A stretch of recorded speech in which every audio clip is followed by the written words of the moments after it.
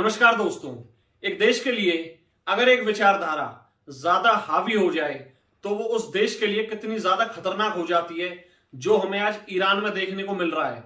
दोस्तों, आप जानकर हैरान होंगे कि ईरान एक टाइम में एक पारसी देश होता था। हाँ दोस्तों, लेकिन आज ईरान में ये हालात हैं कि ईरान पर सबसे ज्यादा प्रतिबंध है इस दुनिया में और ईरान एक कट्टर इस्लामिक देश है। लेकिन ईरान में ऐसा क्या परिवर्तन हुए हैं जिसकी वजह से आज ईरान दोबारा से चर्चा में है। जानेंगे इस वीडियो में डिटेल से कि ऐसा क्या हुआ ईरान में अरब स्प्रिंग के बाद और ऐसा क्या 2022 में ईरान में घटनाएं हुई हैं जिसकी वजह से ईरान में इतने ज्यादा प्रोटेस्ट हो रहे हैं। और हाँ दोस्तों, रिसेंटली जो हिजाब प्रोटेस्ट ईरान में हो रहा है इसके बारे में जानते हैं। तो दोस्तों, मेरा नाम है धीरज और आप देख रहे हैं द लॉयर शो।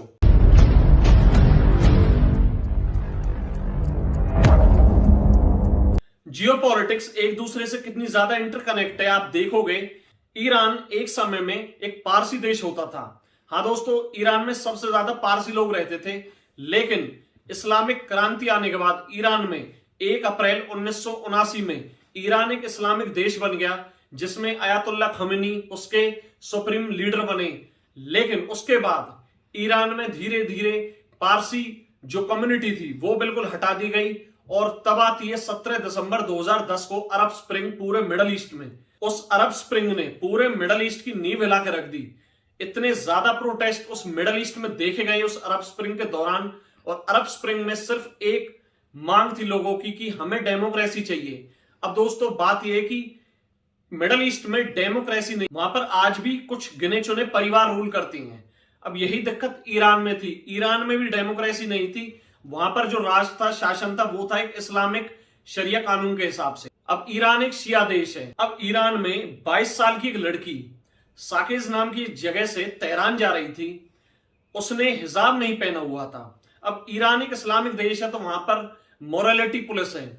वो पुलिस जिसका काम है सिर्फ धर्म के हिसाब से लोगों को देखना या फिर धर्म की पालना करवाना लोगों से। अब उस पुलिस ने उस लड़की को अरेस्ट कर लिया और उस लड़की की कस्टडी में मौत हो जाती है।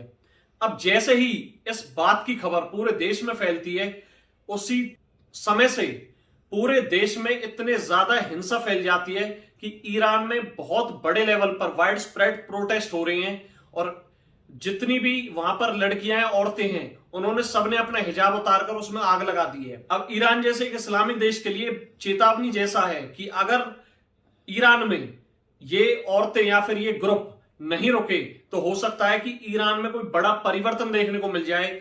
जबकि आज ईरान की इकोनॉमी भी कमजोर है, अमेरिका के प्रतिबंध भी ईरान पर लगे हुए हैं और ईरान पहले से ही इतनी ज्यादा दिक्कतों में पड़ा हुआ है।